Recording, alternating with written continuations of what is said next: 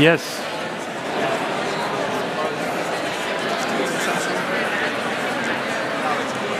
Good evening. It's so gezellig, I don't even want to start. But we have a job to do. Good evening, ladies and gentlemen. How you doing? Come on, how we doing, people? That's the type of vibe we need. Welcome to Arminius, a beautiful house of debate and interaction. My name is Andrew. In Dutch, it's plain Makinga. If you're English, it sounds like an African tribe. Makinga, whatever you want. I work as a radio DJ, and I am also a host and moderator. I've been here many times, and I'm honored to be the host, your guide through this evening, which is in English, because the topic that we're discussing is something that touches the hearts and minds and bodies of the whole globe, maybe even the universe. Welcome to an evening about effective altruism. Who knows what effective altruism is? Just put your hands up, because there must be some hardcore EA people. Yeah? Okay. Who just showed up and like, I'm interested, but I don't really... Yeah? Okay, applause for those people, because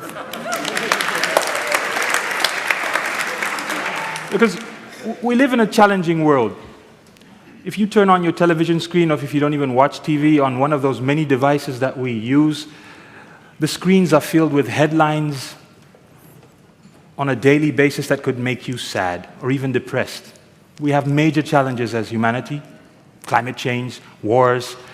But if you look or read between the lines, you see glimmers of hope, rays of positivity. And there's something that's been on the rise. Innovators know, but recently we hear more and more about this new way of thinking, about charity, which is effective altruism. Tonight, we hope, together with this beautiful panel that we have selected, to take a journey and find out more about what this actually is, but also be critical about effective altruism. So, before we start, I want to let you know we're on camera. Welcome home. People at home, hello.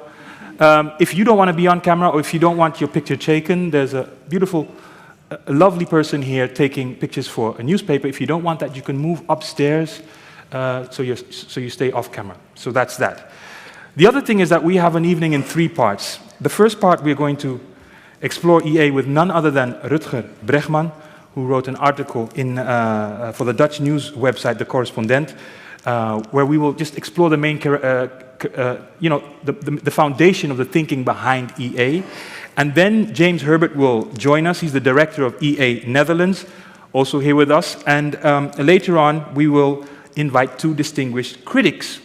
None other than philosopher Lisa Herzog, professor of political philosophy at the University of Groningen, my old hometown, and dean of the philosophy faculty.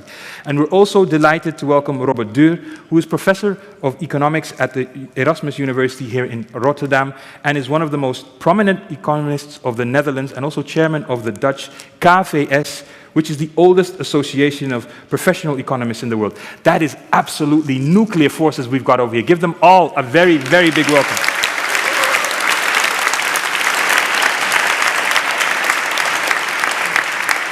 During the third part, it's your turn. And I think that's the most important part, because I think we can get some serious interaction going, because your questions will help us sharpen our thoughts. But before we start, I want to inform you that there's an after party as well. I mean, no EA without some partying going on. Pise, if I'm correct, the EA community of students of Rotterdam, welcome you to the Raadzaal. If you go out to your right, you'll find your way. If you want to know more about EA or you want to discuss it further, you can go that way. And I also want to say that before we start, this evening is obviously held in this house, but in cooperation with EA Netherlands, KVS.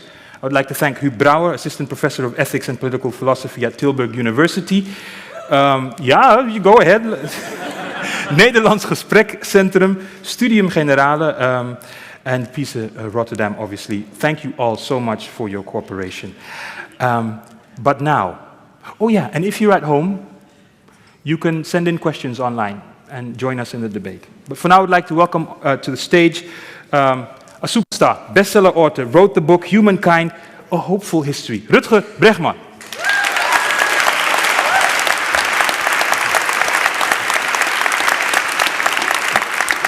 glass of water for you, Rutger. How are you doing? Very well, Yeah? very well. It's wonderful. I mean, what a crowd. Pretty impressive. What do you think that says about effective altruism? Well, it is, I think, one of the most exciting movements of our time. And I think the reason that so many people are interested in it right now is that many of us realize that we are, in a time of crisis. We all know about the climate crisis, but there are many other, existential risks facing us. There are all these silent catastrophes going on. I mean, thousands of children dying from malaria every day. And I guess a lot of people just want to contribute to making the world a better place, but just don't really know how. And then the idea of building a community that wants to get better at doing good sounds pretty appealing. Yeah. You're no stranger to this topic. Your book was sort of like a breakthrough moment when it comes to this maybe EA-related thinking that humankind is actually okay. Yeah. Were you aware of EA when you wrote that book? And could you tell me something about, without sharing the whole book again, but about how that relates? Sure. Well, I must say that I was actually an EA hater for quite a long time. Boo! I changed my mind actually only quite recently. But why were you hating? So, I guess the movement first came to my attention around, around 10, maybe 8, 9 years ago, when there was a piece in the I think the Wall Street Journal that said, want to save the world? Join Wall Street, right? Or want to have an ethical career? Become a banker. And this was in 2011, right? At the height of the Occupy Wall Street movement, when it was pretty clear, that the bankers had, nearly ruined us all. Exactly. And then here you have these, all white guys of a certain age, who pretend that they know what the world is really like. Someone will call themselves like the rationalists or something. I mean, there are a lot of reasons to find them very annoying. Yeah. And then they had invented this idea of earning to give. Like just make a lot of money on Wall Street and then give it all away. And that is what we call effective altruism. I don't know, there was just so much about that whole pitch that I really You had to hated. chip away some of your cynical thinking to get... Yeah. To me, to be honest, it sounded like stealing from the poor to give it to the extremely poor. That's what effective altruism sounded like to me. I mean, there's actually quite a bit of good research. There's one paper on the allocation of talent, published a couple of years ago, that estimates that a banker on average destroys around $100,000 of value for society, right? Obviously earns a lot of money, but then destroys wealth in the rest of society.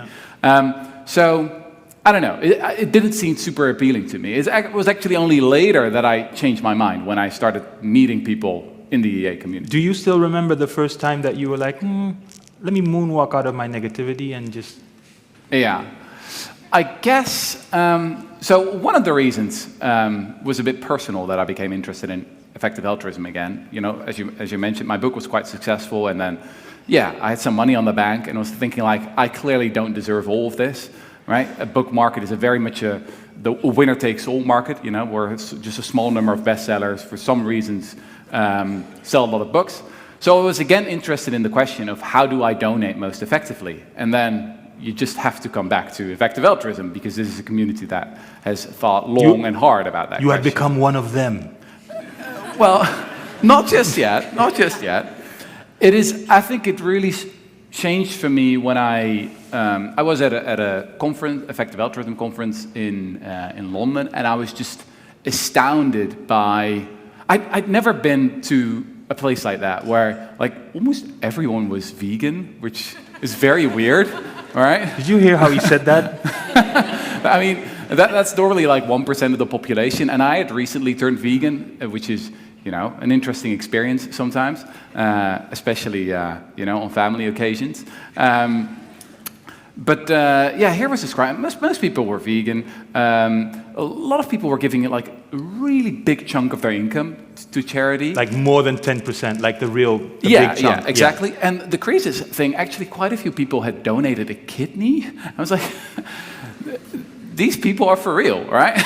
They're actually practicing what they preach. Yeah. And I think that is still to this day what most attracts me to this movement. I wouldn't say I'm a card-carrying member. I still have quite a few doubts, especially since because of the events of past months. Maybe that you've read about it in the news, but we'll get to that. Yeah, but this is still what really draws me to EA the most, is the practicing what you preach part of it. Yeah. I have got a lot of friends, and often I am one of them myself, who love to talk about systemic change. Right? We got to change the system, kill the patriarchy, right? Kill the elite, blah blah blah. Maybe not kill them, tear them down, right? He wants to, but stop. Sometimes all that talk about systemic change can be an excuse, right? Not to do anything yourself, right? And that's what I really like about EA, is that people practice what they preach. Yeah. So how would you define it then? Because you gave a definition early on, but that was when you were still a hater. Mm-hmm. So how would you define EA now? Like, because I want to lay a foundation so that we can move on and then also have some critique. But what is the true definition from your perspective? So initially I thought it was just earning to give, making a lot of money and giving away to highly effective charities. That's actually a super small part, I think, of the movement. Maybe James knows more about that than I do, but I know I've met relatively few people who actually do that. Mm-hmm. Some do, but it's not the biggest thing anymore. I would say it's you could approach this question in a couple of ways. Maybe in the first place, it's just a community of people who want to get better at doing good and learn from one another. So in the second place, it's not really an ideology or an answer. It's basically a question that you have to keep on asking. Like, okay, what is the best way to do good? And you really have to try hard to keep being open-minded about that. Very often we talk about finding our passion, but that can actually be a quite dangerous thing, right? If you follow your passion in founding a charity, for example, right? You know someone who suffers from, I don't know, a terrible disease, or there's something in your neighborhood, and you're like, that's my passion, and you're going to devote your whole career to it. Well, that's great, but maybe that's not the most effective thing you could do. Maybe you could do something way more interesting and amazing, but then you have to be, how do you say that? A bit more humble, almost like not attached to like a specific passion, but be open to the question, right? What is it really that I can do to improve this world? And you keep on asking that question. Yes. And why do you think, because I think when you published your book, there were the same cynical voices, like people are not good, or like, what is it? What do you think what is the core of that idea that we as humans can be cynical when somebody writes something about how positive we actually are as humankind? Yeah, well, this is an old phenomenon that psychologists have known about for a long time. So this is what they call do-gooder derogation. I mean, do-gooders are just really, really annoying, right? And this is one thing that it's quite difficult for effective altruists, right? How preachy are you in what you do, right? There's this story in the Bible, right, where Jesus says, "Don't pray on the corner of the street where everyone sees you praying. Just pray, in your own house where no one sees you, and then God will see you." But then the problem in doing that is obviously that your behavior is not going to be very contagious, right? Yeah. But then on the other hand, if you really do it on the corner of the street, that may come across as quite annoying. So you have to walk a very, how do you say that? A thin line there. Yeah. And that's one of the difficulties. But in general, I think people often get quite uncomfortable when they see other people being altruistic and really making sacrifices, because then they think, oh, do I have to do that as well? That's why we often don't like vegans, right? No comment. Yeah. Could you tell us something about the history of EA? Where did this begin? So I'm a historian, but I can't say I'm a professional historian on the history of effective altruism. Yeah. But I think it's sort of coalesced around, what is it, James? The year probably around 10. It's a very, very young movement. So there were basically two things happening at the same time. There was a small think tank in the United States called GiveWell, founded by two former hedge fund managers, actually. One of them was called Holden Karnofsky, who was interested in this question of, let's just try and give a lot of money away, but then what are the most effective causes? And he was surprised that he could find very little on that question, right? He started, asking charities for their data, for their research, but he mainly got back, really nice PR and photos of smiling kids and happy animals, but not, the hardcore data that he, as a hedge fund trader, that he would normally be interested in.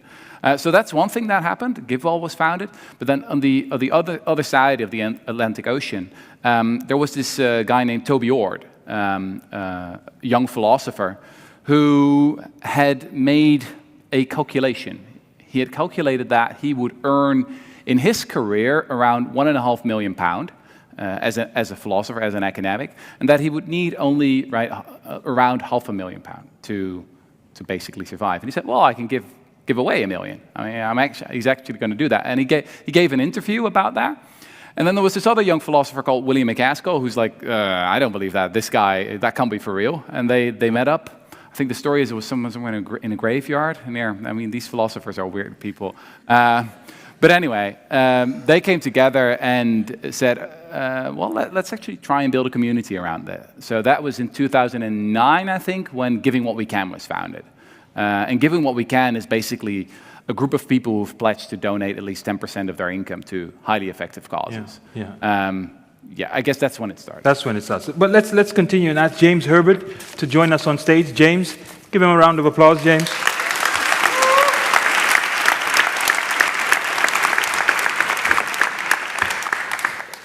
You were speaking about 10 years, but I read about Peter Singer writing an essay in the 70s about drowning children, and will you save the children? And if you save the child and you give up your expensive shoes, why don't you save people in Africa? Isn't this idea of effective altruism way older than just the past 10 years?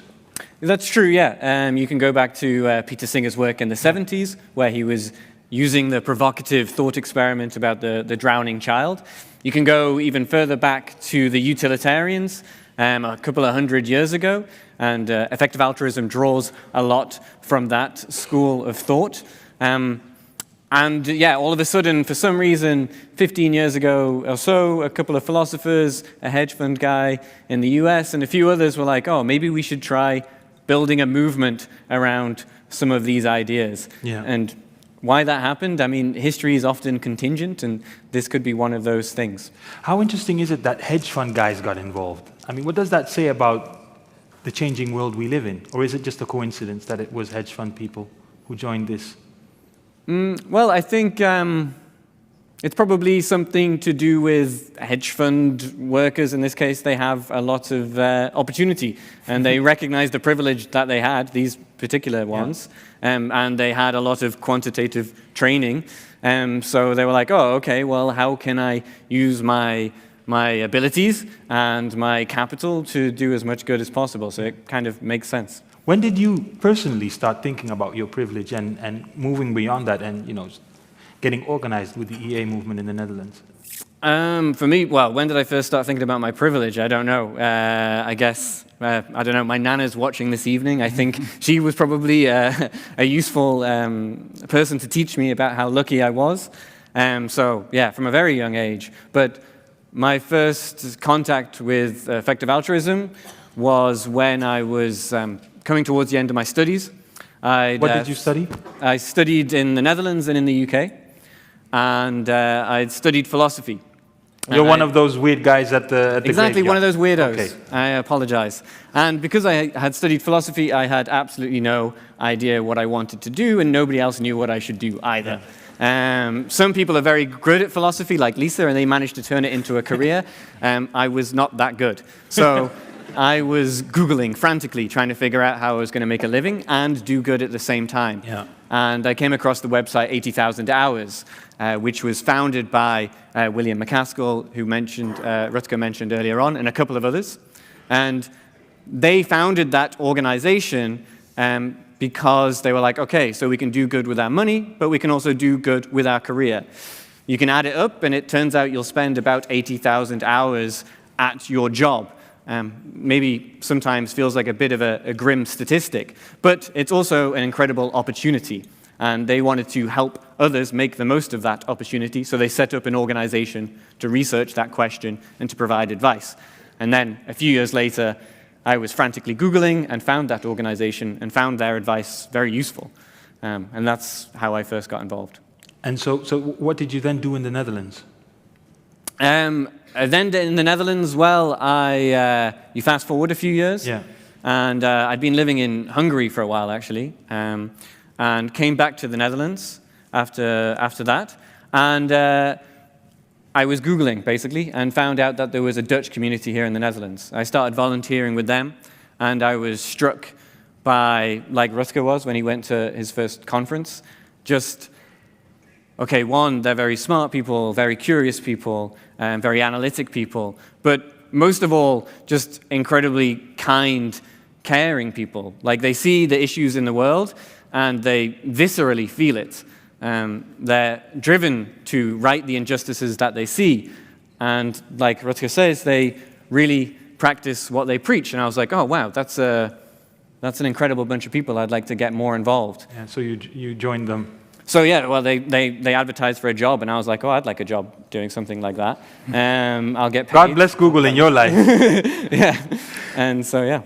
Rutger, a few months ago, I think the Financial Times wrote an article about how Gen Zers are breaking with this tradition of usually when young people grow older, they become more conservative. Mm-hmm. Now, some people say that's not true, it's just because they don't have access to houses, etc. But from your point of view, in relation to the vegan party you went to and where he was, like, do you see a generation of people who are actually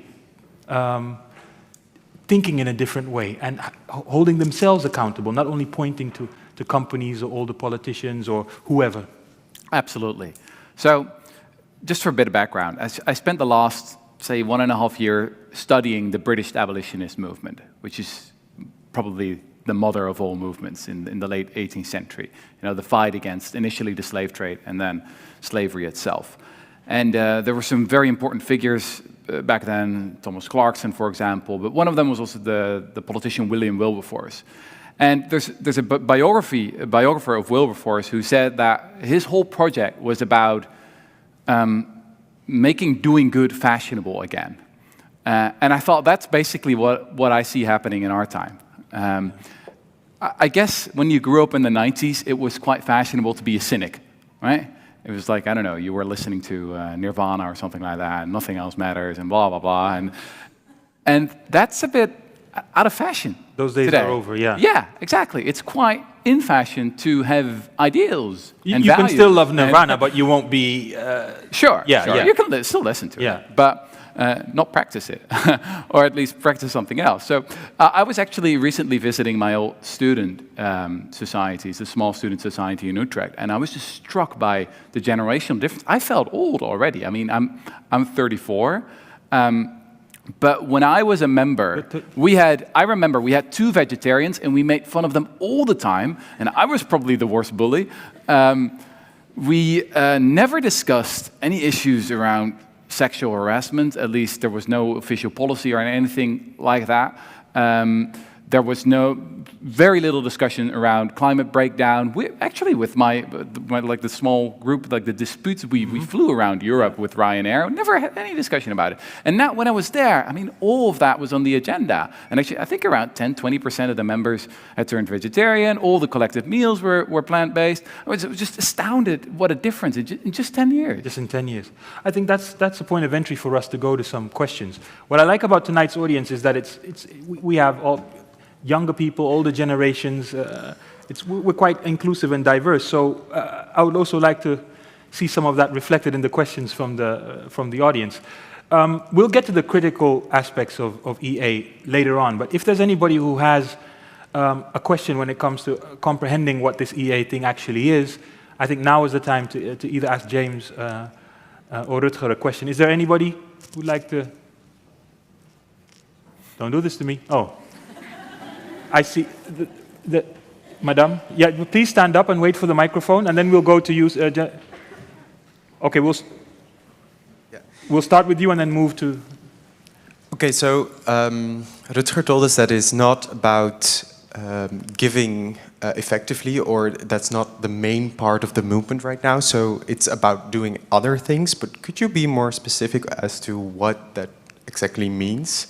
Like doing that, like the effective altruism movement is no longer about donating most effectively, but then what is it about instead? Well, don't get me wrong. I think that is a big part of the movement. I would just say that the earning to give that I mentioned, like that people deliberately go into job to, I don't know, become a banker or something like that. I mean, still, some people do that, but I think there's less emphasis on it right now. I think the most important question that effective altruists ask today is really, how do you spend your 80,000 hours? How do you spend your 10,000 work days, 2,000 work weeks that's in an average career? What do you do with that? That's basically the most important moral choice you're making in your life. What are you going to work on? And I think that's the main question that EAers are asking these days. Thank you. We'll go to the lady, but I want to ask James, there was actually like 175 people in the Netherlands who took a pledge. Could you tell us what that actually means, taking a pledge and how that works? Yeah, for sure. So the philosopher that Rutger mentioned earlier on, Toby Ord, when he came across these statistics about how rich he was and how cost-effective certain interventions were in the world, he wanted to do something about that. And, like many of us, he's like, there are huge, big problems, involve systemic change and so on, but what can I do? Well, I can give what I can. And straight away he was like, oh, I can build a community around this idea of giving what I can. And he started a foundation called Giving What We Can. And the main idea here is we come together and we sign a pledge, take a pledge to give a decent chunk of our income to those less fortunate than ourselves. And the number that they settled on, because it's kind of a Schelling point, it's kind of often used in different religions, is 10%. So Giving What We Can is a community for people who pledge to give 10% of their income to those less fortunate than themselves. And in the Netherlands, there are about 175 people who have pledged to do that over the course of their entire lives. Globally, there's about 8,000 people. So collectively, they've already donated something like $360 million and have pledged, billions of dollars. Wow.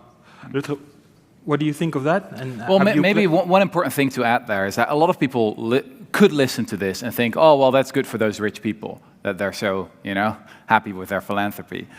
I think it's really important for us all that globally we are the rich people, right? And if you earn a median wage in a country like the Netherlands, you're already part of the 3.5 richest in the world. So there's a calculator on Giving What We Can's website where you could just put in your income and then you can see where you are in the income distribution. And I found that really shocking when I did that for the first time. I knew I lived in a rich country, but to really see that on the screen, it's not like you're part of the richest 30 or 20th%. If you earn, as I said, a median wage in the Netherlands is already like the 3.5 richest in the world. Have you pledged? Yes, I have, yes. He has pledged. Yeah. And if I can add one thing to that is, I found that really, I really underestimated the psychological effect of something like that. I think that very often we have an idea of freedom in our culture that is all about, being free to do whatever we want. So then the idea of pledging seems to reduce your freedom. But for me, it was almost liberating to pledge myself. Oh. I find it hard to explain it, but maybe it's a little bit like I don't know, like marrying, like that you deliberately choose to say, yes, I want to do this for the rest of my life. I am the captain of my own ship. This is how I want to live my life. And for the rest of my life, I'm going to donate 10% of my income, or at least 10%. I found that very liberating in a way. Thank you. And there is no EA police that shows up at your doorstep asking for tax returns and to see... Well, if there were, I wouldn't tell you, because then you would dodge them. So. Madam.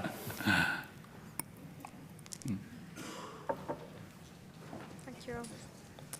I was wondering, you talk about effective altruism, and that essentially holds in doing good in a better way, but what kind of tip would you have for younger people, I think especially, to not get stuck at the point where you want to do something good, but like not to kind of get stuck to the idea that it has to be done like better, you know? So how to find the middle ground in like doing good in like the best and most efficient way possible.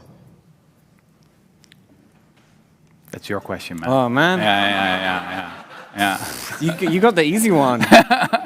Like this. Yeah. This I am is so happy. You immediately go to the core of one of the difficulties with effective altruism is that it has this totalizing potential, right? Are you ever good enough, right? When is good enough? Like, for example, today I published this profile of Rob Mater, who founded the Against Malaria Foundation, which is one of the most effective charities in the world.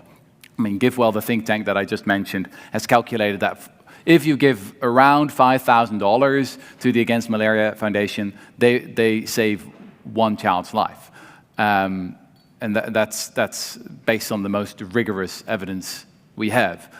Now, you could say, well, that's really cool, but actually, it's not enough, Rob. There are some threats we're facing right now. So, say, for example, the next pandemic. Maybe that's way more important. So, Rob, quit your job, do something else. Work on, I don't know, biosecurity. There's always like a next step, a next level. And I guess that's one of the difficulties with effective altruism, and that actually quite a few people in the community struggle with as well. Is like, when or what is good enough? Do you agree with what he said? Do you have something to add? Yeah, I mean, I agree with it. That it's a challenge. It's something I struggle with myself. Like, perfectionism and failure anxiety and stuff. As a student, I went to the university counselor to talk about those issues. So I find it very difficult. What I will say is like, yeah, I mean, for example, I haven't taken the pledge, right? Like, I don't want people to come here and think, oh, this is some unattainable thing, and if I don't live up to this really high standard, then I am not doing good enough. I think that's a really unhealthy way to be thinking about things. Okay. So, yeah, it's something you just have to be careful about, and to remember that, okay, you're not just somebody who's doing good, you're also a friend, you're also a colleague, you're also somebody who is looking out for themselves. We have room for one more question, and I see you in the back. Oh, people are showing up.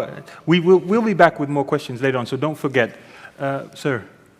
I'm struggling with the word effective altruism.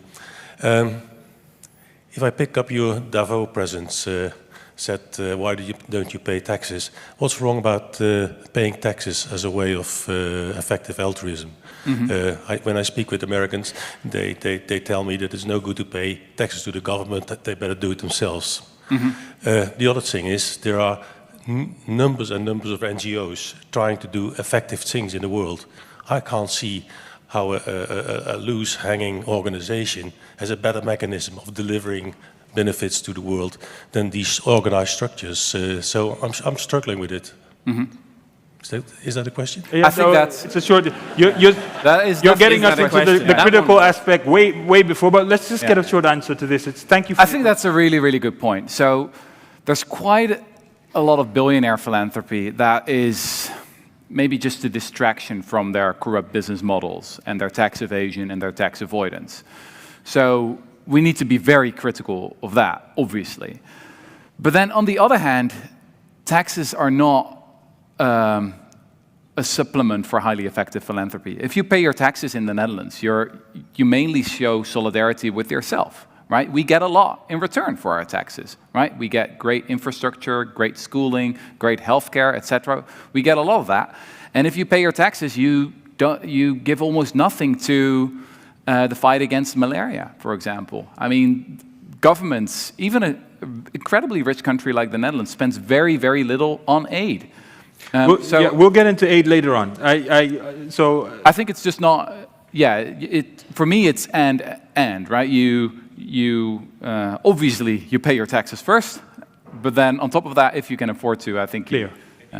Sorry, sir. Because you don't have the microphone, and so I want a short answer from James. Yeah. And then we move on, but we can get back to you when we speak about taxes and aid again. Yeah. Okay, yeah, short answer. Yeah, I love taxes. I wish the taxes were higher, so that's why I voluntarily pay extra taxes to these charities, basically.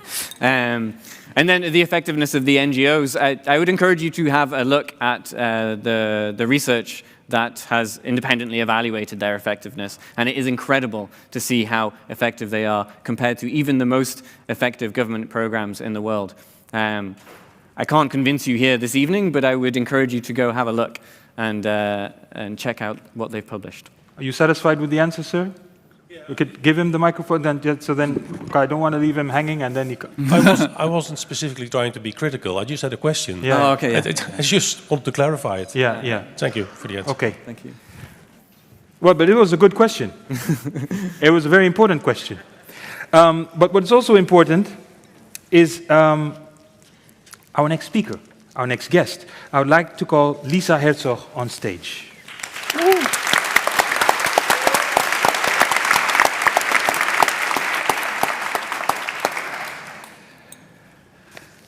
Lisa, first of all, after listening to the gentlemen and their thoughts on EA, what's your first reflection on what you've been hearing? You're all terribly nice guys, and I like the fact you're not cynical.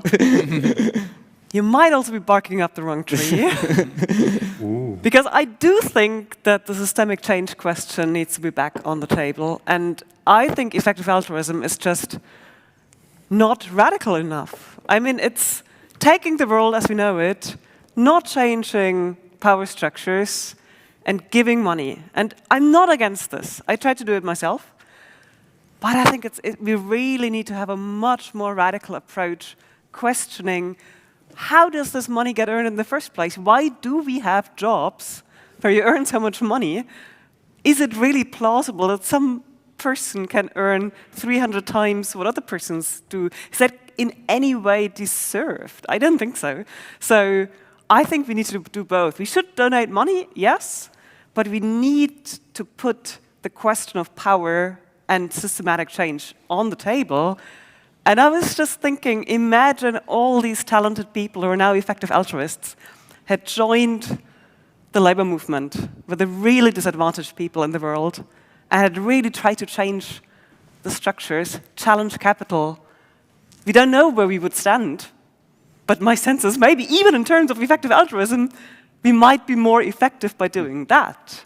Sounds like you're an effective altruist yourself. It's just that you give a different answer to the question of what is the most effective. No, I'm not, because there is one thing, and I mean, I don't want to bore you with philosophical Do not, no, we want to hear this. Go ahead. But I also think anything that wants to be an ethical movement needs to have some, sorry, technical term, deontological constraints. So constraints about what you must not do. And you already mentioned, is it robbing the somewhat poor to give to other poor people and so on?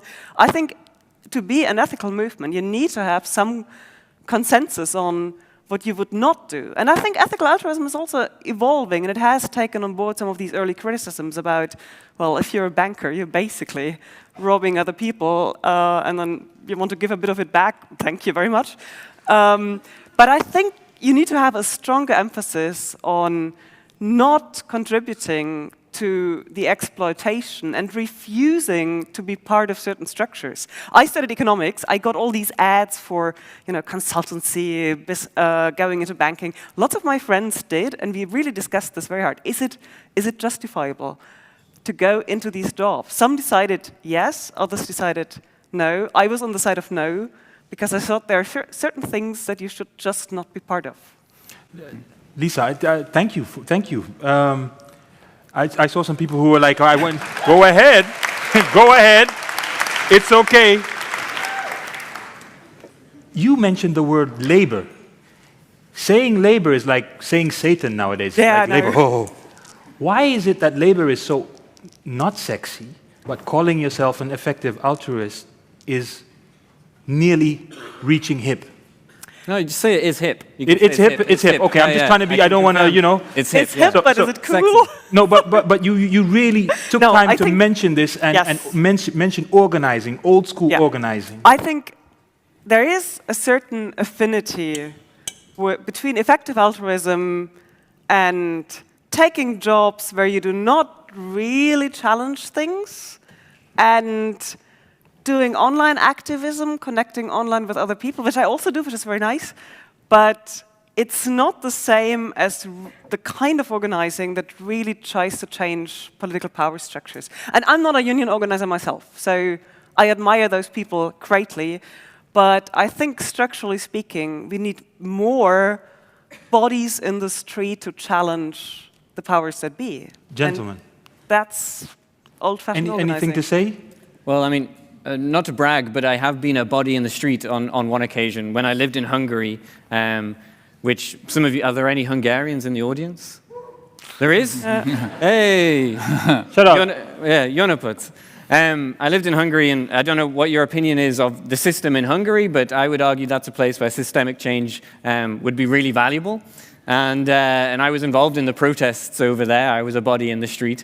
I actually charged against the riot police when protesters were trying to break into the government broadcasting headquarters.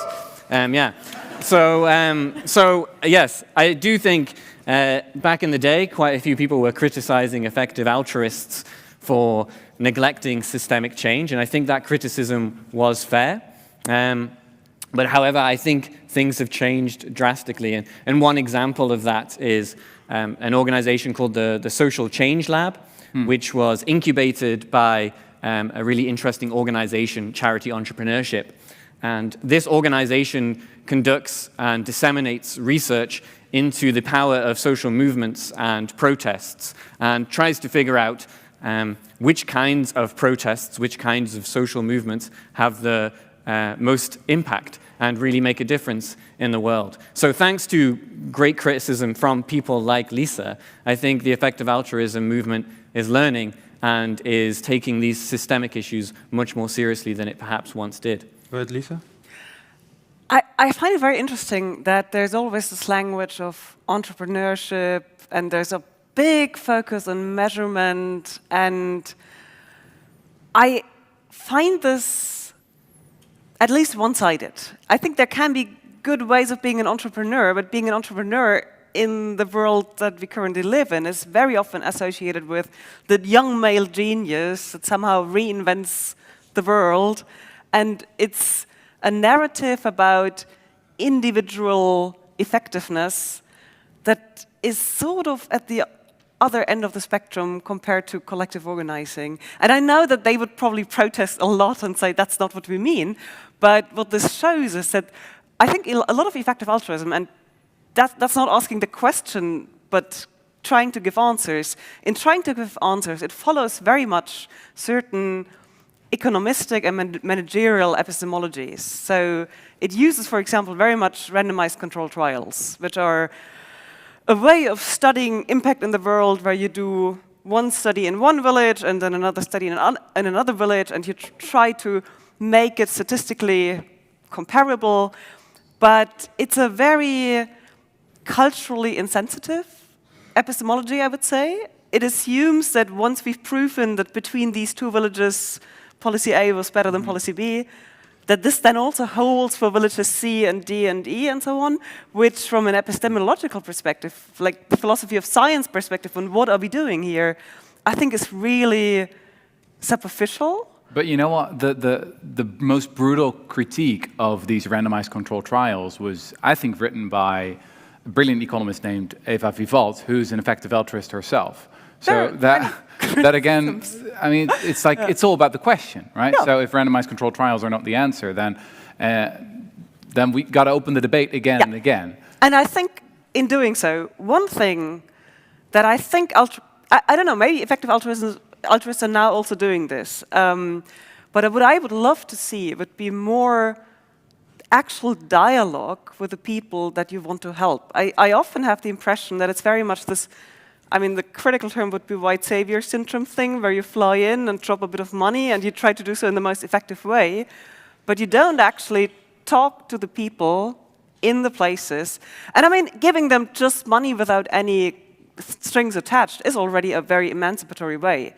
But what I'd love to see even more is let them be part of the conversation about what kind of change they actually want and what they want from us. What does it mean for them that we want to be in solidarity with them? What would they like?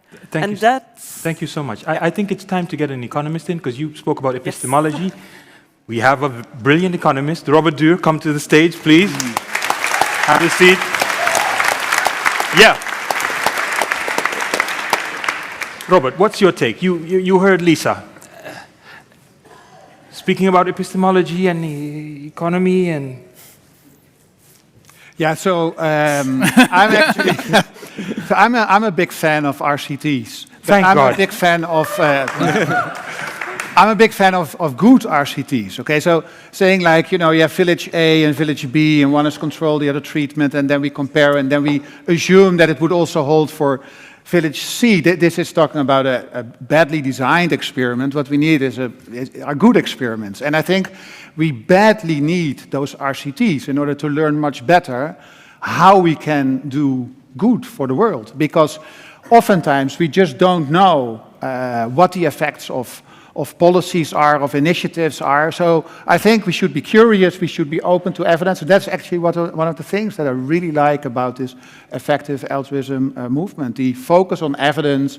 And of course, you cannot always run RCTs, we all know, and there are other ways to study issues, definitely true, but it is for a reason that we call RCTs the gold standard.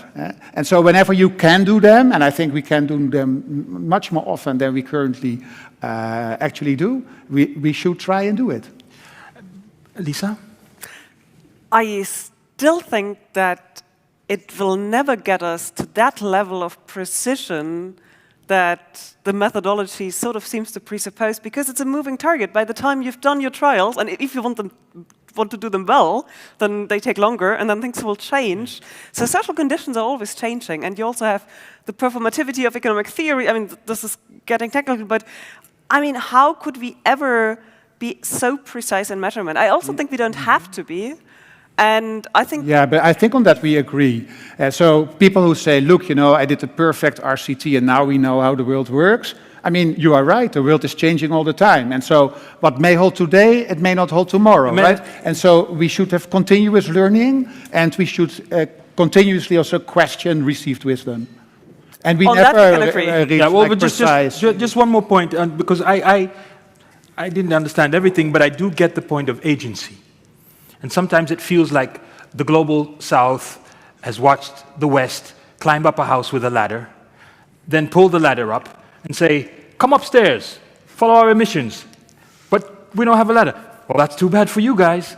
And then we want to set a standard and say, hey, we want to be effective and give. And Lisa sounds like a voice for the global South in some of those debates.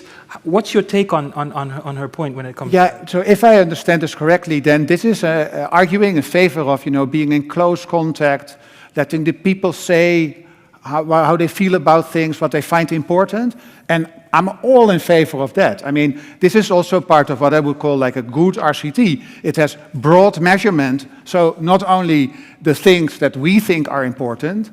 So, I mean, in the past, economists would typically only focus on outcomes like income and maybe education or whether you have a job. But of course, many more things matter for people's lives. And you can only find out when you talk with people and when you survey them. And so I'm all... But let's continue, because you have more to say about effective altruism. Where can this lead us if we follow... Yeah, well, one of the things that I found striking during the previous discussions is that the bankers were on stage a couple of times, and the speakers were quite harsh about the bankers, also about the consultants. And I think what we should...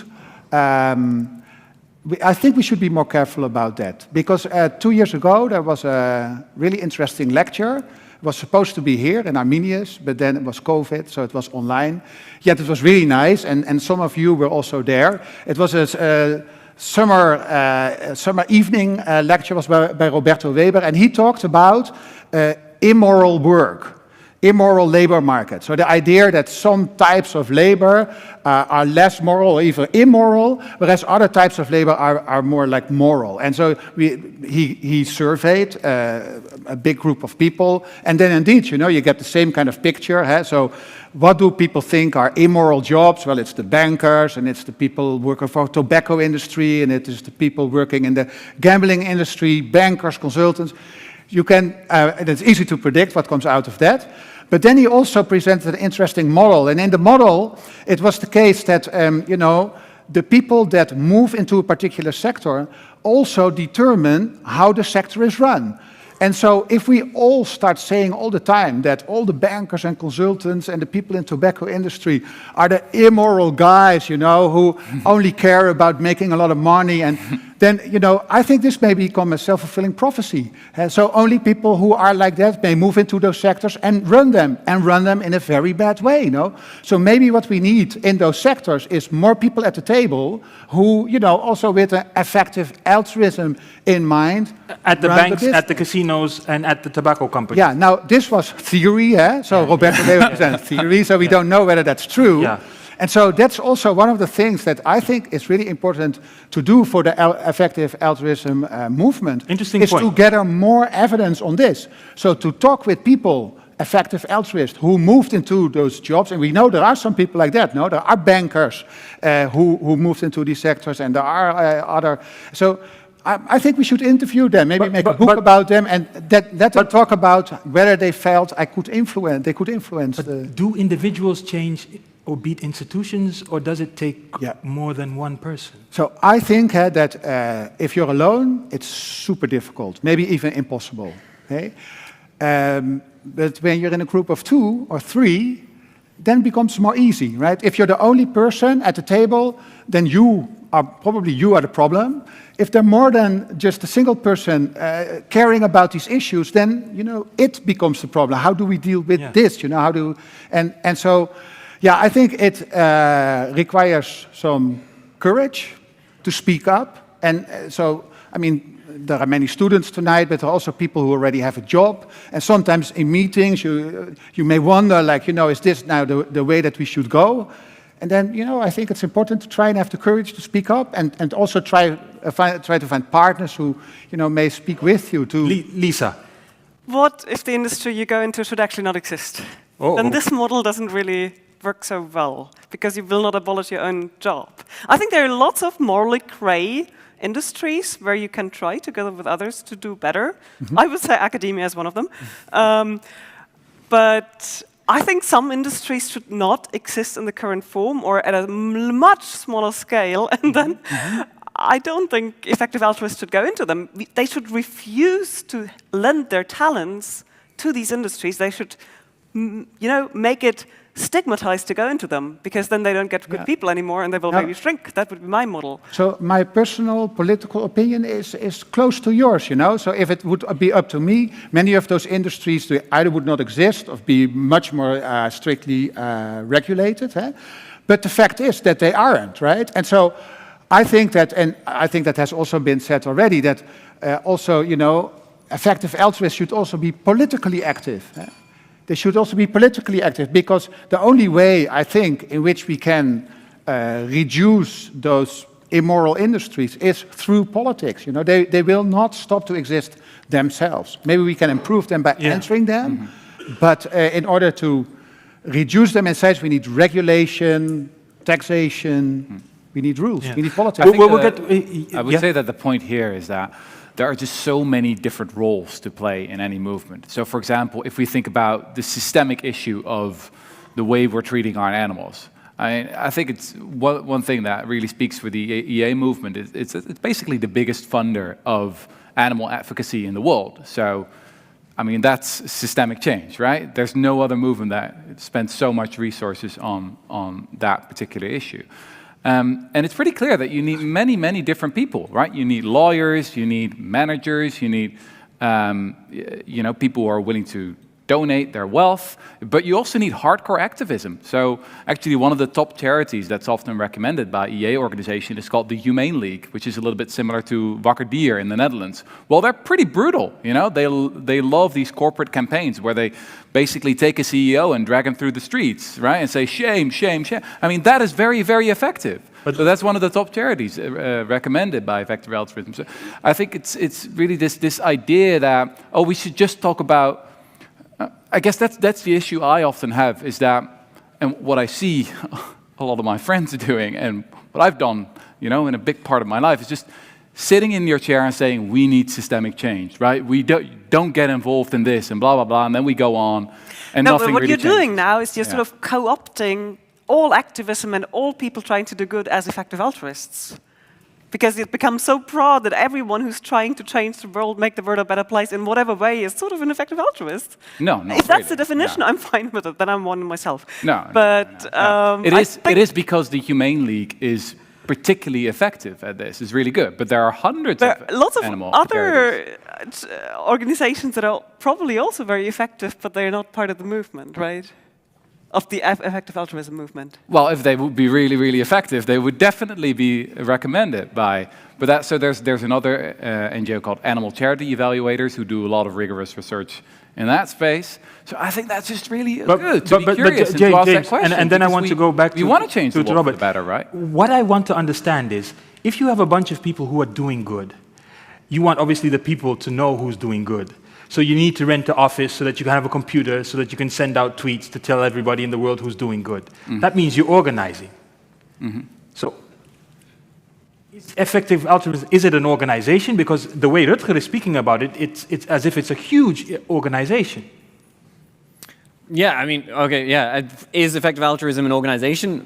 Short answer, no. It's not an organization. It's an idea. It's a project. You know, using evidence and reason to figure out how to do the most good, and then actually putting it into practice, right? So there's no one organization that does that. Yeah. It's all kinds of people all over the world in all kinds of different industries, different sectors, different stages of life who are trying to embark and complete those two projects. Yeah. You've said that effective altruism is doomed to stay marginal. Yes, that's what I'm afraid about, yes. Why? Yeah, so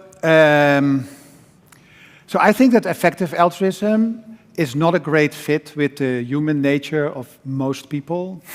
Uh-oh. Somebody wrote a book about that. But continue. No, but so if you look, for instance, at if you look at the facts, so in the Netherlands, we are an extremely rich country, right? So on average, households donate 300 euros per year. That's less than 1% of our income. Then a big part of that is going to churches. I mean, nothing against them, but most of these kind of donations we would probably not count as, you know, effective altruism kind of. Secondly, there have been studies where they try to find out, are people responsive to this effectiveness part? So if you tell people that a charity is much more effective than they thought, do they donate more? Well, there is a small group of people, like Rutger and James, they start donating more, but the vast majority is totally unresponsive to this information. Third, the movement speaks to people who, what we economists would call purely altruistic. So they really want to change the world. And I love that thought. You know, I also really like this focus on trying to donate to and contribute to causes that are otherwise neglected. I think that makes a lot of sense. But if you look at human nature of most people, they are not like that. They are what we call impurely altruistic. They are after warm glow. They are more emotional. They don't do the calculation. They don't think like, if I do this, then do I crowd away something, or is this really something unique?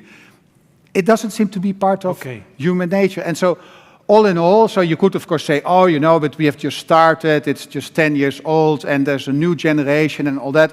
Well, on there being a new generation, I'm also skeptical. Maybe this time is different, but if you look back the last 40, 50 years, then, I mean, all the time people have said, there's now a new generation and it's so different. But if you look at the data, the generations don't differ that much, actually. I want to go home, Robert. So, so what we're going to do... Can I say something? Yeah, we're going to go to you, and then we're going to go Can to I say one short optimistic thing? people in the crowd. Yeah, Rutger, yeah, please. Yeah, well, I was just thinking again, as I said, I studied the British abolitionist for the past 1.5 years, and if you would have been there in 1785, it was not a lot of people, right? It was a very, very small group of people who were very committed to this idea that they had to abolish the slave trade and slavery. It was like less than 0.001% of the British population. But they did prevail in the end. If you would have, been there at Seneca Falls in the 1850s in the United States, when there was the first women's rights convention in the Western world, it was like 100 people or something like that. There's this quote from Margaret Mead, the anthropologist, who once said that we should never underestimate the power of a small group of thoughtful, committed citizens to change the world. And that's also what effective altruism, I think, could be. Like sometimes small groups of really thoughtful, committed people who want to think very deliberately about how do I make the biggest difference. And it is actually because the vast majority of people are not very ambitious, not very morally ambitious. It is because that is the status quo that small minorities of people who really know what they're doing can make a huge difference, I'd say. Okay. I want to go to the audience because there's still more here. I'm sure you could go on forever. But there were some people with questions. The lady in the back, I see you, I see you in the back, and then we'll go on and on. So, nee, wacht even. In the back there, you stand up here with the black hair. Yes. My question is to Lisa. Earlier you mentioned that you can't call a movement ethical if it doesn't have constraints on what we can't do, but I'm not very convinced that that's per se a criticism against effective altruism. So my example that came to my head is now in the Netherlands there is this default for donating your organs, for example, and that is something that, well, it's a positive action, so to speak. In fact, it's not even an action, but it can turn out to have very large, positive, altruistic consequences. And I think that's something you could call ethical, even if it's not even per se intentional, it's designed. So what do you think about that? I think that's not a counterexample to what I meant, because it's not violating constraints. We are still not harvesting organs from people that we kill deliberately in order to get more donor organs. That would be a truly committed utilitarian reasoning, and that's of course one of the classical counter-arguments to utilitarianism, which is the philosophy behind effective altruism. And I'm not saying effective altruists would kill people to donate I want to stay alive. organs, but I think they could say more about what you shouldn't do. And if you have one such policy, it's already embedded in a context where lots of things are out of the question and there are legal rules about it. For a movement that's active on a global scale, the question is in a way more urgent, because the question then is, what are values and principles that we can globally agree on, that they are the constraints on all the positive things that we can then do? Okay. Short reaction? Yeah. So to clarify, you don't see effective altruism as an ethical movement, but more as a tool, perhaps? What would you describe it as? I think it's a movement, and I think it's a lot of the effective altruists who are real persons, like the ones sitting here with us, they would endorse these ethical constraints. I just think as a movement, it would be good to be more explicit about these. And I think it does make a difference at certain points. For example, what kind of jobs do you take and which ones would you not want to take? Yeah. Okay, thank you. There were some, if you just raised your hand earlier, yeah, and then we'll go to them first. Madam? Just a short question. I think this movement, if I get it right, you need people that give and people that receive. So if there would be some people in Africa, for example, that have these malaria questions and they want to be an effective altruism person and they want to give to you, I mean, how do you conflict to that, or how do you think about this question that you have a giver and a receiver? You can only be the giver, or can you receive as well? Can they give you something too? I mean, this is enough. I would say that we just have to deal with the fact that we live in a very, very uncomfortable world. I would much, much rather live in a world that's much more equal, but we live in a world that is incredibly unequal. And as I said earlier, you know, we're on the so-called good side of that, or at least the very, very privileged side of that. So it's like half of the world population earns less than $7 a day. I mean, that's what we spend for, what is it? For lunch? For breakfast, if it's an expensive breakfast. So, yes, that is uncomfortable about effective altruism, but it is just the way it is. We are incredibly privileged. So, Lisa? Yeah, I want to add something here, and I mean, this is based on just my own experiences, but whenever I interacted with people from the Global South, I had the feeling that I got so much out of it, not money or anything, but I learned so much. I learned new perspectives and so on. And in that sense, yes, we are materially privileged, and we should try to change the world to make it more egalitarian. But you should not see ourselves as only the ones who have to give, but also the ones who have to learn from others. Yeah, I think and that's what I meant when I said dialogue. Yeah, thank you. Can I just jump in on that? Yeah, and then we're going up, and then we're going back downstairs again. Because this is an important point that Lisa's mentioned a couple of times about like the dialogue and like whether we're sort of, imposing things on others or not listening to them and so on. And I think an important fact relating to this discussion is that the main charity evaluator that works with people who are in low-income contexts actually did do a large survey of these people and asked them for their preferences and what they would like, and they incorporated the results from that survey into their evaluations of different charities. So there is a dialogue going on there. So I just wanted to add that in. Yeah, that's interesting. Upstairs, and then we'll be back down there. I see two people, madam, and then the gentleman. There's someone there already. Oh my God, so many questions. Thank you. So I've already had a chance to ask difficult questions to James for an evening. So that's one. Nice to be back, James. And now I've got more difficult questions. I thought about it, what was being said about bankers and power systems. And I agree, and I asked a question that was quite similar, I think. So what I'm curious about is that there's a certain banker, Voldemort, the one you do not name, who lost a lot of money. And a lot of brain power, I think, in the world was spent on cryptocurrencies, for example. And you ask yourself afterwards, like, was a lot of resources and brain power just lost in this process? And this was advocated, I think, by effective altruism, because I was at another talk with Rutger Bregman, like half a year ago or something like that. And he was like shown off as like the superhero of effective altruism, like the number one. So it goes from Harry Potter to Voldemort quite quickly. So I'm wondering, is there reason to like mistrust certain aspects of effective altruism for not calling bullshit on this earlier? And why did this happen? And how will effective altruism avoid these kind of blunders in the future? Thank you. James, is that for James? Maybe we should explain this a bit more to the audience. Because maybe not everyone knows. Yeah, the crypto guy was been. Go ahead. Yeah, so this is indeed true. Like I think 6 months ago, I was doing a talk with someone else.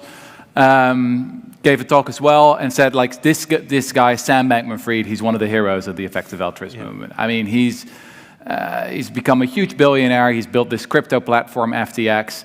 And, well, if you follow the news, we now know that he's probably a con artist who's robbed a lot of people of billions. And so it's a huge scandal, and it's a huge embarrassment to the effective altruism movement. Is that what you were referring to earlier when you said... I have some doubts. Yes. Because it's so painful, because actually Sam Bankman-Fried was recruited by Will McCaskill, who's like the big prophet of effective altruism. And that was like, 10 years ago, and he was specifically guided to go into this earning to give pathway. Like, Sam Bankman-Fried initially wanted to become an animal rights activist. That was his plan. But then Will MacAskill said, well, it's a much better idea if you earn a huge amount of money and then give it to all these animal rights organizations. That's what he did. He scammed a lot of people, and now he's arrested. So, okay. An important bit of context, MacAskill did also write an article where he was talking about earning to give, and he was like, obviously don't become a fraudulent banker. Like, maybe earn some money, but whatever you do, don't become a fraudulent banker. And unfortunately, this person did end up becoming a fraudulent banker. Clear. There's so many people with questions that can we go there and then back downstairs, and then hopefully because there are too many hands up there to make sure that we can't get everybody.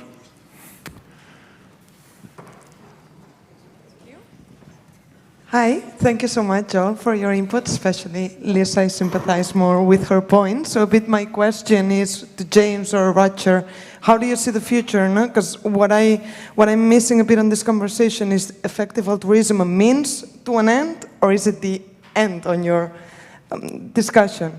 A bit also like gender quotas and stuff that we need to apply to come to a bigger objective on how do we want our world to be, or is it just the end? Was the question, what are we aiming for ultimately? Yeah, or do we call effective altruism as what I believe currently that it is, just a means to an end on our current society, that we just take out systemic out of the table and we don't discuss that anymore, and we are going to pick up the conversation in the future once the income is more distributed, or how do we face this systemic conversation that you just said? Let's put aside for now. We're not going to talk about it on the effective altruism model. I didn't quite follow it. Was it the point? The question was, are we going to put?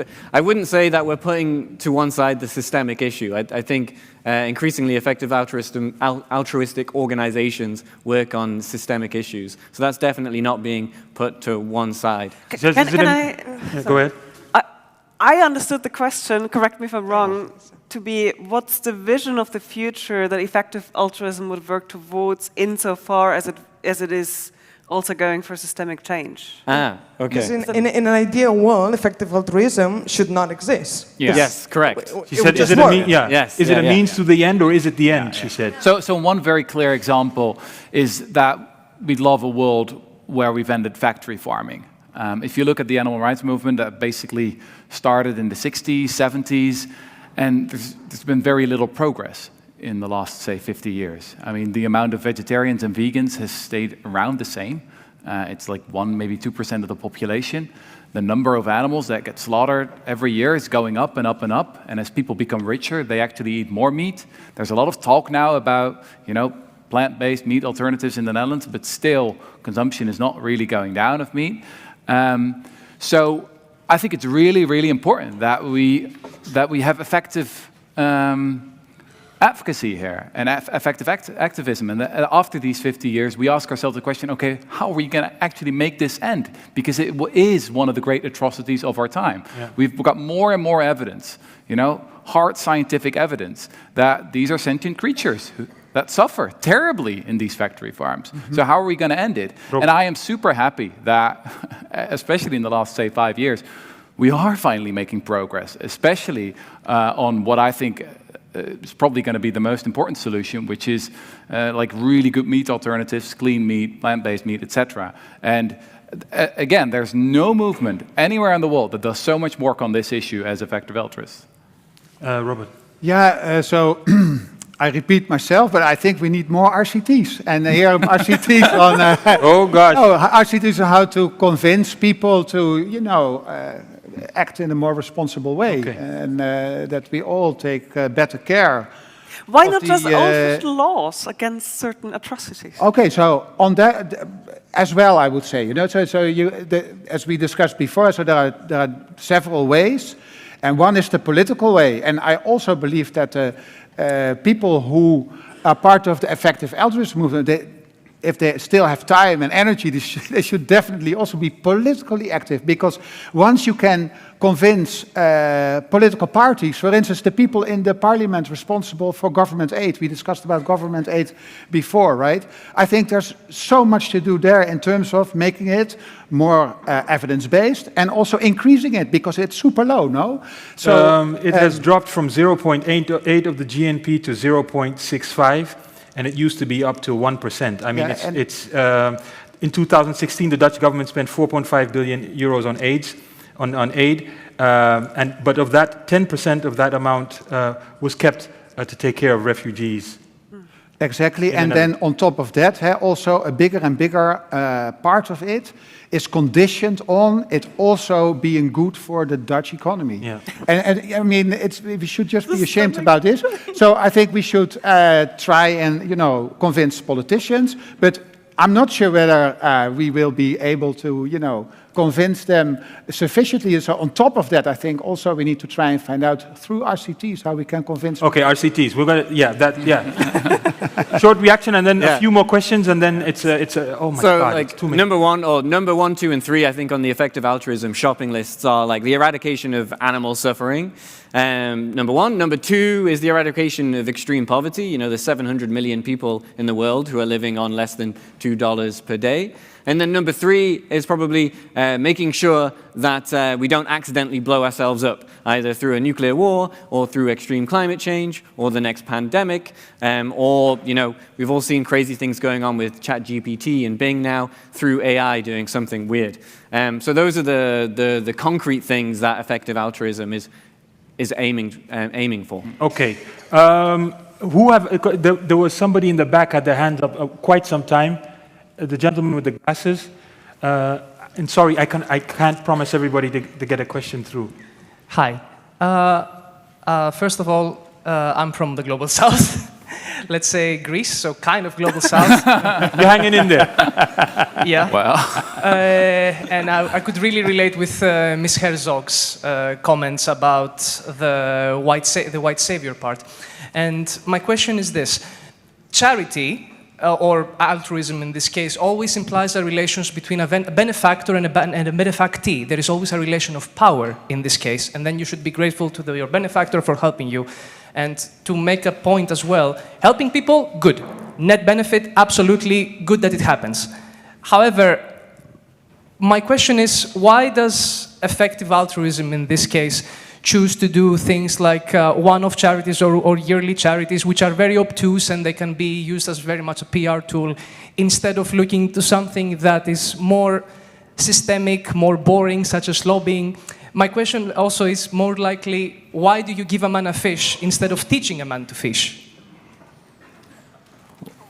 Who wants to answer? There's room for one person to answer, and then we go back. Rutger, maybe? Or maybe the man doesn't like fish. So one charity that I'm a big fan of, that is quite EA aligned, as they say, is called Give Directly. Just give people money and let them decide for themselves. And a lot of money has gone there. My feeling is that a lot of people have an impression of effective altruism that was correct around 7-8 years ago, that it's mostly about charities or randomized controlled trials or just donating 10% of your income, and have not really realized what the movement is actually about today. Today it's much more about what you do with your career. It's much broader. It recognizes that there are so many roles to play in any movement. It's very much open to, I don't know, becoming a corporate lawyer and fighting for chickens, who are suffering factory farming, or joining Extinction Rebellion. All of that could be the most effective thing. It's just one big conversation around what do we do. Okay, I know you want to say something, but I want to go. Are there any EAers in the building that are like, I want to say something? I'm hearing stuff and I do not agree. Yes, sir. So what I think is, like, most people here care about being altruistic. But what I haven't heard is, like, why should we care about being effective? Like, I don't know if you read the book Doing Good, Better. That takes the example of the play pumps, where a lot of funding has been put into, and that had not a good effect. That is the white savior theme, which came up during your arguments, which is at the root of why effective altruism was like we should measure if what we think is like good things are actually good, where the people are benefiting. Okay. Do you want Lisa to react? Yeah, and then I'm not at all against trying not to waste things, trying not to just do what you mentioned, one of you mentioned earlier, just my own pet organization, I don't know, ballet dancing in Belarus, and then I donate all my money to them. I'm in favor of thinking carefully about what you do with your money, if you have so much money that you should donate it. But I think there's a danger of thinking that we can actually measure things that are not really measurable, because in a complex, chaotic, fast-changing world, we don't know so well who's going to make most of a difference. And one example that I like is Mahatma Gandhi, in a train in South Africa, once he came across a book by a totally forgotten author, and someone had forgotten the book there, but he read it and he was totally inspired, and it was apparently, according to his own statements, really influential for him to become who he then became.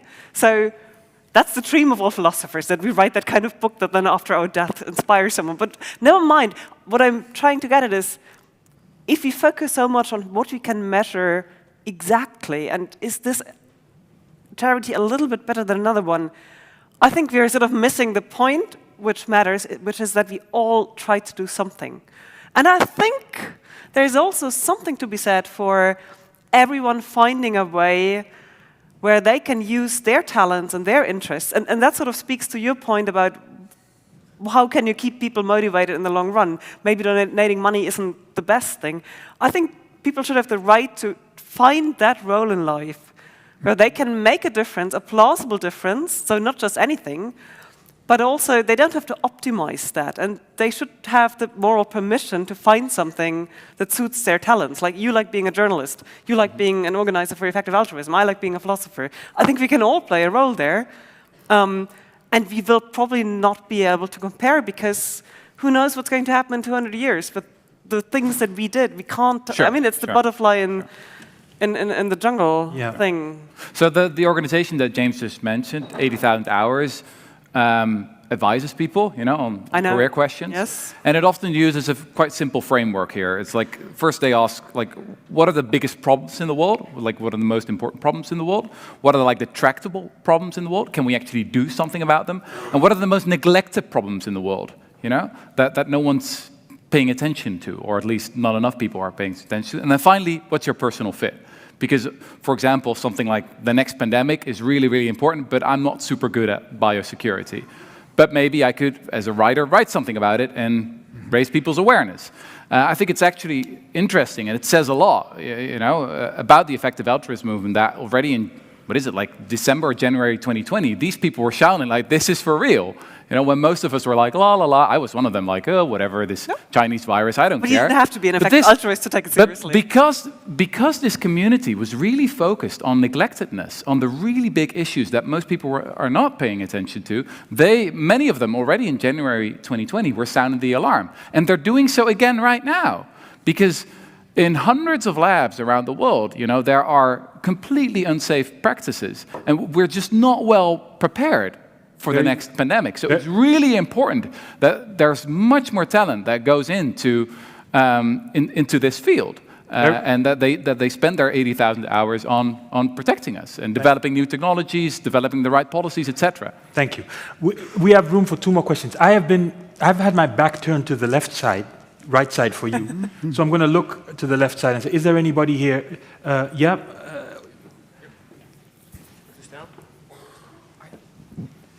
Okay. Yeah. Can I say that effective altruism is a way of activism?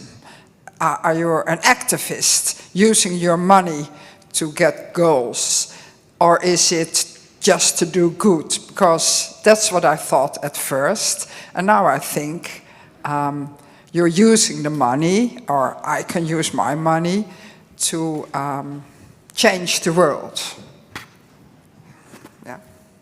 That's more of a statement. Well, I'm definitely an activist. What are you? Yeah, I would say I'm kind of an activist, yeah. And again, important to mention, it's not just your money, it's your time and your skills. But yeah, we're trying to make the world a better place, broadly speaking. Yeah. Okay. Who's had their hand up very long and I've been neglecting you? Yeah? Okay, sorry. Yeah, I have a question. I've been thinking a lot how to pose my question. It kind of draws upon your question. I think your views are not incompatible, and I'm thinking like how, when it comes to RCTs, you try to take everyone into account in your measurement, but who is asking the questions? Like, who is deciding what's the biggest problem? Who's deciding what's the biggest issue? And how does effective altruism takes that into account? Like, do you want to increase happiness? Do you want to decrease suffering? Do you want to improve equality or equity? And how is that an issue in the effective altruistic thinking? If I'm clear. Yeah. I mean, it's an excellent question. The short answer to that is we don't really know, right? Like, that's what we're all trying to figure out.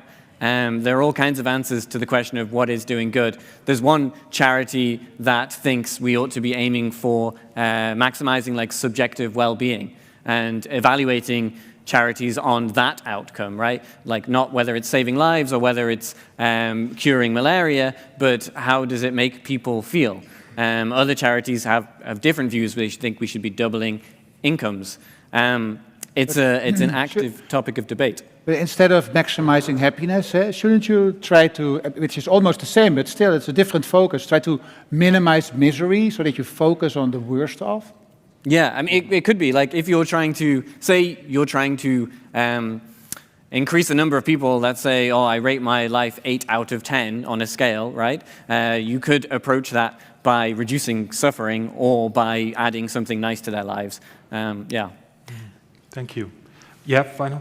Just to add, I think there is a problem here about let me put it differently. Can we say what the most important or even the most neglected topic is without making any value judgments? My suspicion would be that you always make some value judgments when you make those statements. And whenever you have issues where facts and value statements are intertwined in complex ways, I would love to see these as issues of public democratic deliberation. And I know that there is a lot of discussion in effective altruism. I sometimes still feel that there's a bit of a technocratic assumption that there are some experts that can determine certain things and then just tell the rest of us, where in reality what we need is really public debate. And yes, there is expertise in statistics and country knowledge and whatever. I don't want to deny that. But I think I would love to see a more deliberative approach and with the voices of the receivers of whatever measures end up being taken at the table. And that would, I think make it much more sympathetic, at least to me. That's an interesting point. I'm flying to my home country, Uganda, tomorrow morning in a few hours. And for years now, I take 2 suitcases. One is empty, and I fill it with Unilever product, Dreft, for the washing. Somehow it's better here than back home. I also buy coffee, 6 kilos of coffee, which is made in Uganda, no added value, processed in the Netherlands, and then packaged, and I bring it back to Uganda. And then when the suitcase is empty, you're like, what are you going to do with it? I bring in avocados, this big. Everybody who I give them to say, Dad, these avocados are so juicy. Then I find out that there's lobby from the small bananas as well, from Dole and Chiquita, big companies, that they lobby at the European Union that the size of a banana has to be such and such. And for 15 years, I've been bringing these small bananas and juicy avocados, and the situation is not changing. The same with the coffee. How could we get out of that situation? Who decides what is priority? That's one of my personal questions with regards to EA. Because you could say that is a priority for many farmers in Africa. Yeah, it's a major topic. In fact, I mentioned earlier on about the shopping list of effective altruism, eradicating extreme poverty and so on. Another thing that many people in effective altruism work on is global priorities research, and basically trying to answer this question, like what are the biggest priorities in the world, the most pressing problems, and how can we compare them with other things, if we can compare them with other things. And so like there's an institute at Oxford which was founded to try and answer that sort of question. And of course, it's not just people in ivory towers doing this kind of thing. It's people coming here this evening and having this conversation live on stage and exchanging views and disagreeing. And hopefully we will all come away from this night with a slightly more accurate view of what the world's priorities ought to be. I've learned a lot, and I would like to ask you a final question. And it was a bit Rutger's point, and Robert, is are we as humanity slowly becoming better? Because, you know, my grandma worked for 6 cents in a factory. You were kind of like, no, it's all the same. But underneath this whole discussion is the belief in progress, development. Yeah, so if I may start. Yeah. So I do believe in progress. I don't think it happens because human nature is improving. That I personally don't believe that. I see too much stability in all kind of measures of which are imperfect and imprecise, but still it seems just too stable to me to say, oh, you know, progress will come from that. But I do believe that by, you know, among others, social scientists thinking hard about difficult problems, that we can better deal with the issues in the world. That is why I'm still hopeful about the future. Yes, you are, and optimistic. Yeah, Lisa. Yeah, I think we have a moral duty to be hopeful that progress is possible. And I mean, you and I wouldn't have been standing on that stage still 30 years ago. Yeah. So there is progress. It's slow, but I think we need to get out of this attitude of we are the ones who know how to make the world better. We really need to listen much more to others and see what can we contribute and what do they want from us. And that would really be effective in the end, I guess. And Lisa, have your thoughts on EA changed? Because like Rutger, what I like about him is like he flipped. Like, what do you take from EA even this evening? Have you learned something? I take the moral seriousness. That was something I always admired in these colleagues. I mean, I was colleagues with lots of the people. I did my PhD in Oxford when lots of these things began, and I first had the thought of, oh, they are reinventing the 10% rule from the Bible. Nice. But I think I'm really glad that people are taking the question of how should we position ourselves in this messed up world so seriously, and that they're not just preaching and trying to really make a difference. I think, I mean, I've made lots of critical points, but that's the part that I really admire. And I just can encourage everyone, that's the part.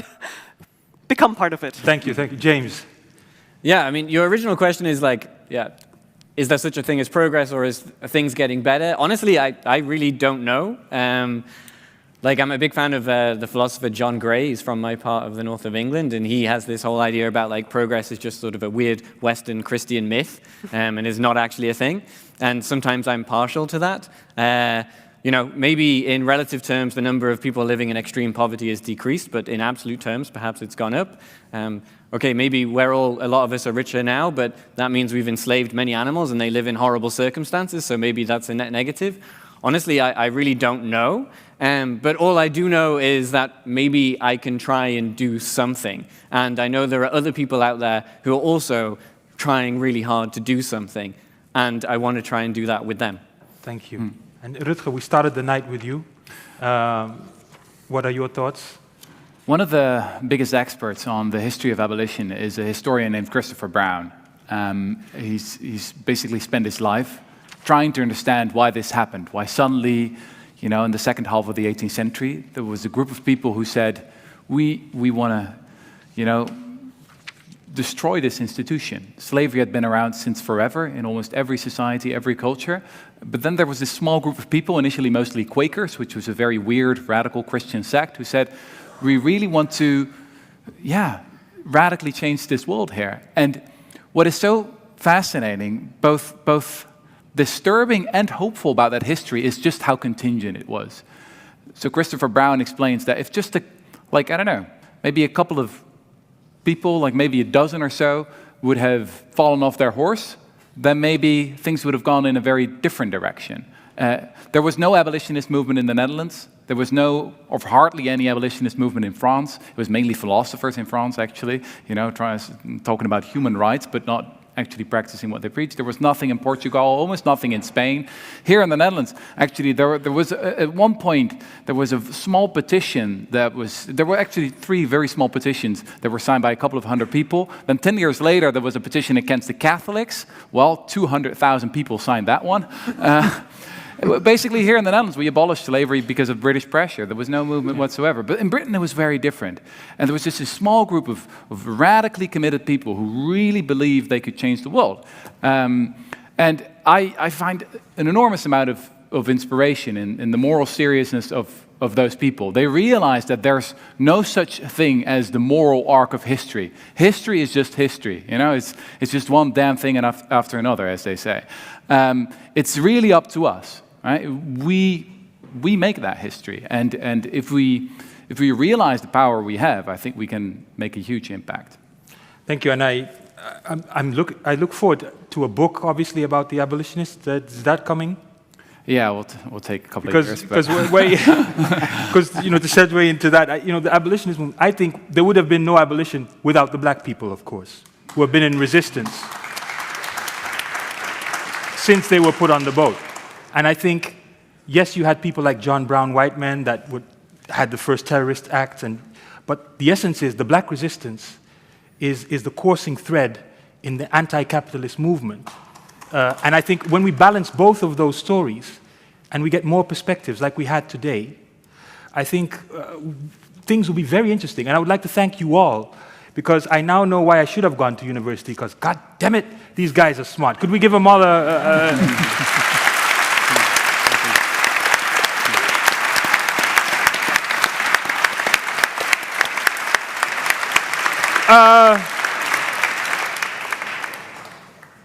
That was it, huh? Yeah, flowers. And the speed dating, no? Oh, something useful. Thank you, Val. And thanks. Don't forget the after party, ladies and gentlemen. Thank you so much for coming, and sorry that we couldn't have everybody ask a question.